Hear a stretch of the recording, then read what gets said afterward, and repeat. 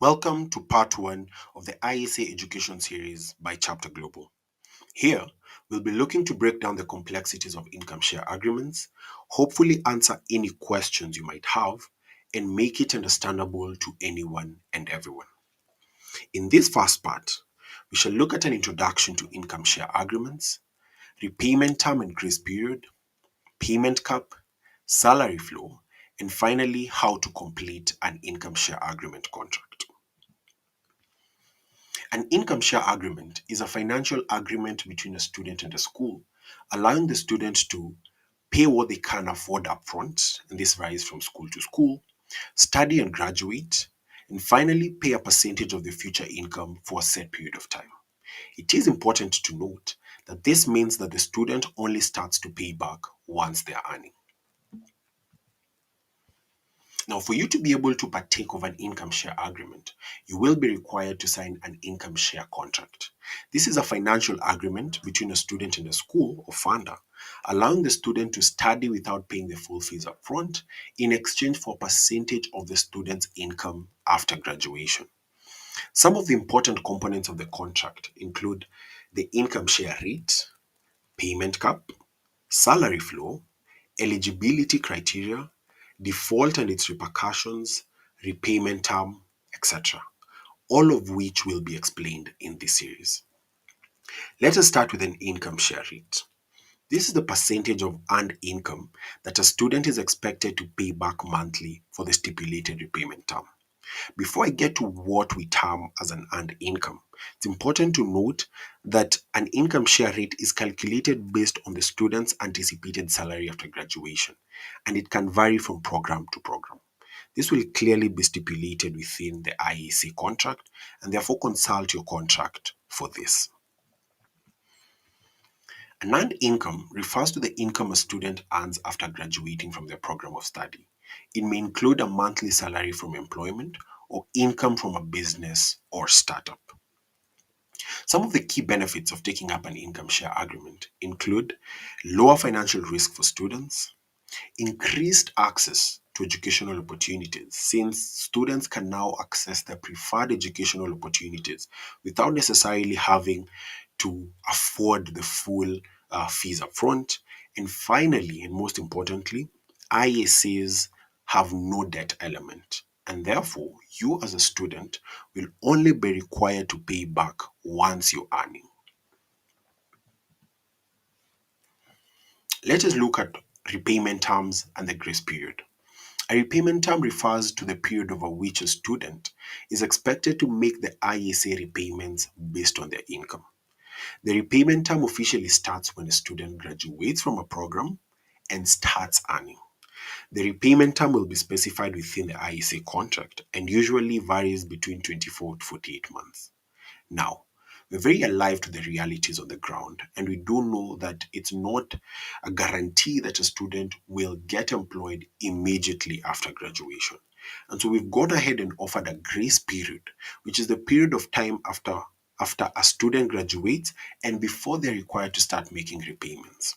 This grace period usually varies between 6 to 12 months, and it allows the student some time to find a job and start earning a regular income before they're required to start making payments towards their IAC. We're very keen to offer protection to students to ensure income share agreements are not exploitative in any way. One of the ways we do this is by offering a payment cap or the maximum payable amount, which is a provision within the IEC contract that limits the maximum amount possible that a student can or should pay. Once a student has made payments up to the payment cap, they're no longer required to make payments under the IEC, even if the payment term has not yet ended. Again, the payment cap will be stipulated and clearly explained within the contract. The payment cap is designed to provide more protection for high earners from exploitation.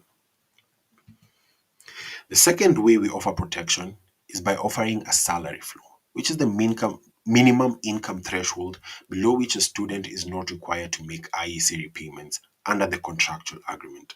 It is typically set at the lowest level of taxable income in each country, also known as the lowest tax bracket. And so this simply means if a student gets employed and their earned income is below the lowest tax bracket of that particular jurisdiction, then they're not obliged or not required to pay back anything to their IAC. But do note, the moment your earned income goes above the lowest tax bracket, or in this case, goes above the salary floor, then you are obliged to start making your IAC repayments. This salary floor is said to provide protection for students who may have difficulty finding a job or who have a lower than expected income after graduation. Now, to wrap this first part, we shall look at how a student can be able to complete their IAC contract. The first way is if they attain the payment cap and go ahead and pay the maximum amount payable. And secondly, is if the student is able to complete the repayment term and make the monthly repayments as required without fail. Thank you so much for listening, and we hope this has been insightful, and we cannot wait to support you through your education with an IEC. Be sure to check out the second part of this series. Thank you. Welcome to part 2 of the ISA education video. In this part, we'll talk through the key contract elements to note. In particular, we will go through your student obligations, repayment term special cases, as well as default and default implications. Let us get started. Okay, so let's start with your student obligations. Every month, you're required to report your job status, your monthly income, as well as make an ISA payment. Keep in mind, this applies even while you've not started making the ISA payments when enrolled in your learning institution. You're just supposed to make a report saying you're still enrolled. When you drop out, in case you drop out, you also need to make a report saying you left the educational institution.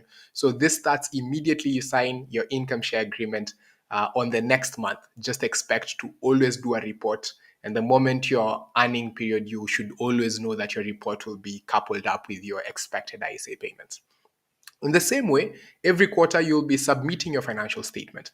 Keep in mind that this will be bundled with your monthly report each and every single quarter. And at the end of every year as well, also bundled with your monthly report will be a request to submit your official tax returns. This allows us to reconcile your income reports with your reported annual income to the tax authority. Cool. Now let's talk repayment term. And in particular, we'll talk about repayment term special cases. Do note that your repayment term is posed when you're not actively looking for full-time employment. This could happen when you're enrolled in a full-time educational institution or you decide to take a sabbatical, which is personal time off work. This is what we call voluntary unemployment. Just note that once in a while, we will ask for proof or declaration that you're looking for a job when you report being unemployed for a while. So how does this work? Let's say I have a repayment term of 36 months. However, I decide to join a master's program for 1 year. During the duration of my master's program for 1 year, that repayment term of 36 months will not count down. It will be paused. So if I was already 12 months in, I will still say 12 months in up until I'm done with my master's program. And then it will start counting the moment I am done with that program and you're back into full-time employment. In the same spirit, in case you're sick, right? Let's say extreme sickness or extreme family emergencies, we'll call this temporary hardship. We also have the discretion, right, to waive your payment obligations. And this, you have to reach out to us and explain the situation so that we can be able to waive off some of these obligations when you have a lot of financial commitments, particularly happening in the cases of healthcare. Now let's talk about the elephant in the room, and that's default. You're termed on default if you miss your monthly income report, you miss your monthly payment obligations, or you misrepresent your earned income. Now let's get into deeper details on this. We have 3 levels of defaults in total here. Level 1 is if you're late on your income report or ISA payments. Here you will just have a late fine or penalty, and this will never be above the legal threshold. Consult your contract to understand the exact penalty because it's different from country to country. At the same time, it's worth noting that these fines accrue interest on a weekly basis. So you're highly advised to pay it as soon as you can. And then we now have the level 2 type of default. This happens when you miss more than 2 consecutive reports or payments. Keep in mind that the late fines still apply, of course, with the accrued interest. But what we'll do is your ISA could be converted to a loan with a monthly interest rate of 2.5%. That's on the unpaid balance at any given point. Because this is now what we term as hard default for us, you will be reported to the credit bureau, and extreme cases could be pursued legally. We highly advise no one to get to level 2 type of default, because that's when we start drawing the line as to legal default, which we report to credit bureaus. Do note that all the interest rates we are talking about are compounded monthly. And at the same time, whenever we decide to convert your ISA to a loan, whenever you have a hard default, which means you're not living up to your required obligations, it's not just lateness, these loans will be pursued by debt collectors instead of chapter in these particular cases. Now let's talk about level 3, and level 3 is on misrepresentation of income. Misrepresentation of income is illegal and is termed as financial fraud, and the implications are far much worse than that of hard default. Just like in hard default, you will still get your ISA converted into a loan with a 2.5% monthly interest rate.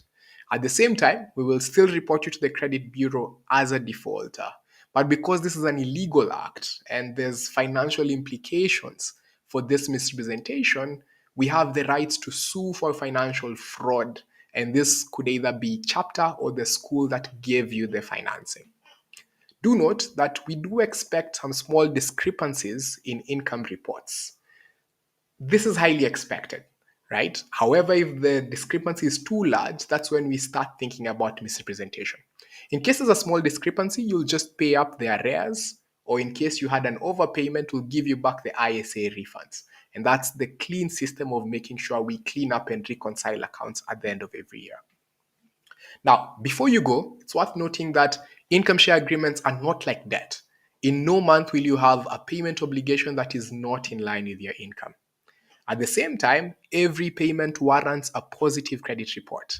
This means because of your income share agreement, you can have a higher credit score when you make payments, and it becomes easier for you to borrow money in the future, even if this is not your typical type of loan. Finally, do note that you have freedom over your career choices. No one should restrict you as to what job you're supposed to take. And you can always opt not to sign this contract if you don't love any aspect of the contract, and look for alternative financing methods, for example, bank loans, scholarships if you have availability to that. No one is forcing you to sign any contract in an income share agreement. Now, in summary, in part 2, we've talked about student obligations. Remember your student obligations. Every month, you're supposed to make a report and a payment when due as well. Repayment term can be paused when you're not in full-time employment.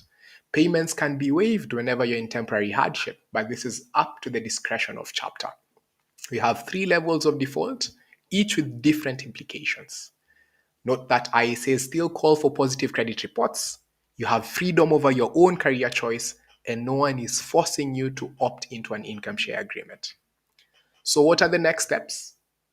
After watching this video, you should go ahead and do the ISA quiz below and assess your understanding of income share agreement contracts. You will not be allowed into any contract if you do not pass this particular quiz. It allows us to know that you understood everything we've talked about.